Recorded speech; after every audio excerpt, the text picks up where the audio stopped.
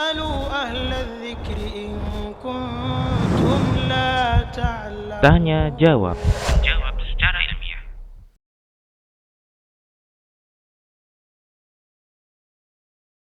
Jadi yang pertama kita ingin tegaskan bahwa antara surga dan neraka di saat kita ingin mendidik seorang anak didik, imam anak kita atau yang lainnya, ya, dalam kehidupan dunia ini, maka yang harus diberatkan terlebih dahulu adalah neraka. Ini metode pendidikan yang harus diperhatikan.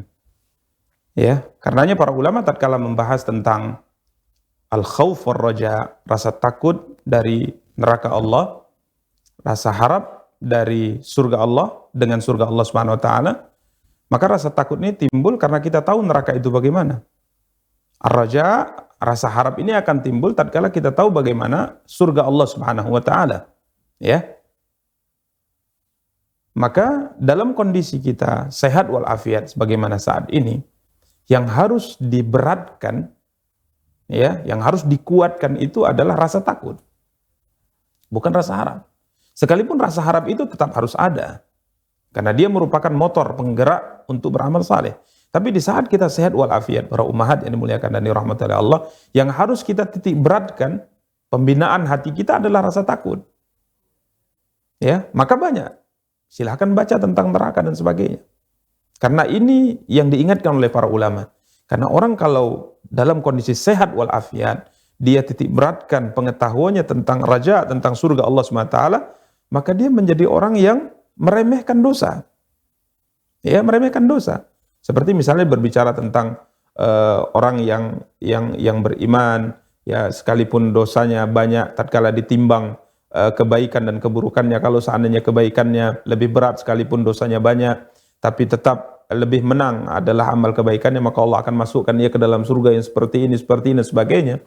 Maka orang ini akan malas beribadah. Ya, orang ini tidak termotivasi untuk menjauhi maksiat. Dia berpikir, wah, surga luar biasa dan sebagainya dalam kondisi sehat. Makanya dalam kondisi sehat para ulama katakan titik beratkan pendidikan tentang neraka. Rasa takut itu yang dibesarkan. Ya, rasa takut yang dibesarkan, bukan yang dibesarkan rasa harap. Ya. Namun tatkala seorang itu dalam kondisi sakit parah, dalam kondisi tidak sehat dan sebagainya, apalagi di ujung-ujung kehidupan, ya, di ujung-ujung kehidupan ya sudah sakit parah, mungkin sudah kita lihat sakaratul maut, maka yang dibesarkan di hati dia adalah rasa harap tentang surga Allah Subhanahu wa taala, agar ia tidak berputus asa dari rahmat Allah Subhanahu wa taala. Ya, agar ia tidak berputus asa dari rahmat Allah. Maka ceritakan kepadanya surga, sampaikan kepadanya surga. Agar tidak berputus asa. Orang-orang yang mungkin ingin taubat, ya, sudah banyak melakukan maksiat dan dosa, mungkin dia merasa dosanya tidak diampuni oleh Allah, maka ceritakan surga kepada mereka. Ceritakan rahmat Allah dan ridha Allah kepada mereka. Sehingga rasa putus asa itu hilang dari dada mereka. Tapi bagi yang sehat, jangan. Ya, benar harus ada khauf dan raja. Akan tapi lebih dititik beratkan adalah tentang neraka Allah sehingga ia merasa takut. Ini yang pertama. Kemudian yang kedua terkait dengan masalah pendidikan anak yang tentunya mungkin di umur-umur yang masih terlalu muda atau masih kecil, kita ingin didik mereka, gambarkan kepada mereka surga. Ya, bagaimana menggambarkan surga yang mungkin lebih spesial bagi mereka. Ya, mungkin ini yang ukhti tanyakan, yang ibu tanyakan, karena di sini diceritakan tentang kebun, ya di dunia ada kebun. Diceritakan tentang anggur, di surga itu nah ada anggur. Dia akan berkata, ya anggur di sini juga ada anggur Umi. Di sini ada anggur juga Ibu. Ya, apa istimewanya surga kalau di sini juga anggur, di surga juga ada anggur misalnya. Ya, kemudian kalau dikatakan ada buah kurma di surga, ada buah delima di surga, ada madu di surga, ada susu di surga, di sini juga ada. Ya. Ini bagaimana mendidik anak, ya? Memang kita katakan bahwa sebagaimana difirmankan oleh Allah SWT, wa utubihi mutasyabiha. Ya, mereka diberikan yang serupa dengan apa yang Allah berikan pada mereka di dunia.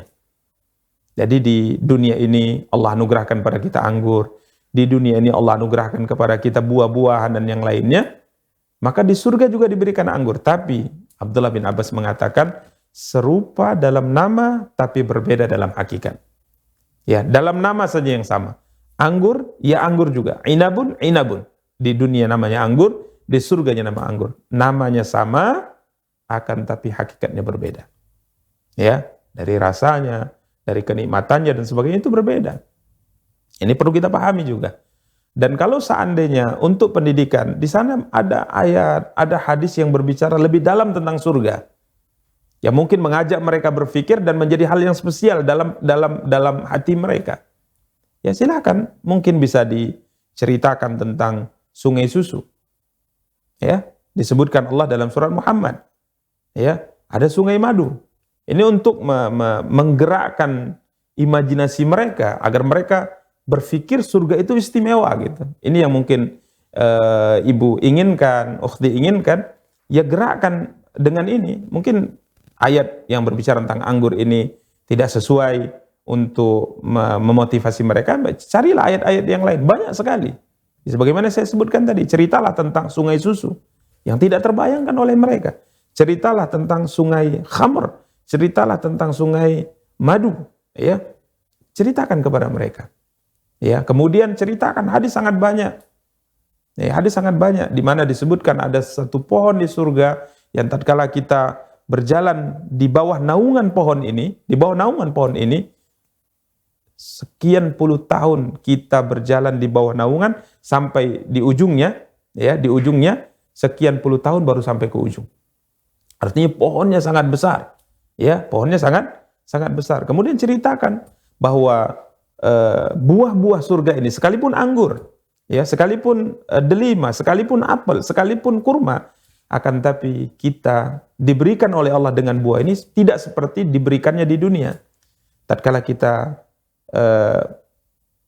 ingin anggur misalnya, maka kita akan menjulurkan tangan kita atau berjalan mendekati anggur tadi.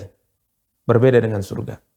Ceritakan kepada mereka, banyak sekali yang seperti ini, para ummahat yang dimuliakan dan dirahmati oleh Allah. Tatkala kita sedang duduk di atas dipan-dipan kita, di atas tempat-tempat tidur kita, maka tatkala kita ingin makan apel, ingin makan anggur, maka pohon apel itu diceritakan oleh para ulama dalam tafsir mereka, pohon apel itu yang mendekat ke kita seakan-akan dia yang menjulurkan buahnya ke kita sehingga kita tidak perlu turun, kita tidak perlu susah untuk mendapatkan buah-buah tadi.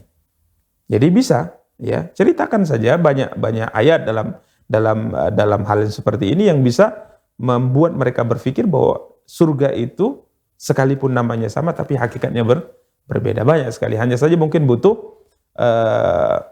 pengetahuan yang lebih luas terkait dengan nikmat-nikmat yang Allah SWT anugerahkan kepada penduduk surga di dalam surga Allah SWT. Butuh mungkin membaca ayat-ayat yang lain, membaca tafsir-tafsir yang lain, atau membaca hadis-hadis Nabi SAW yang bercerita tentang ini, sehingga benar-benar menurut mereka surga itu adalah hal yang istimewa. Wallahu ta'ala a'lam.